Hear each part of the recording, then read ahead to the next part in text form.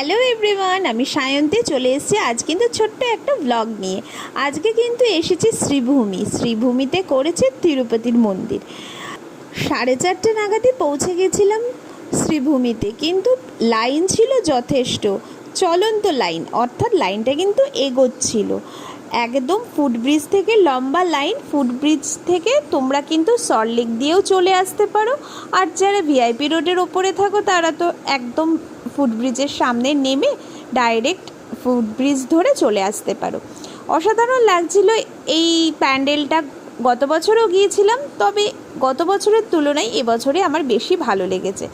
লাইটিংটা দেখবো বলেই আসলে একটু দেরি করে বেরোনো, আর মায়ের মুখটা কিন্তু সত্যিই অপূর্ব লাগছিল।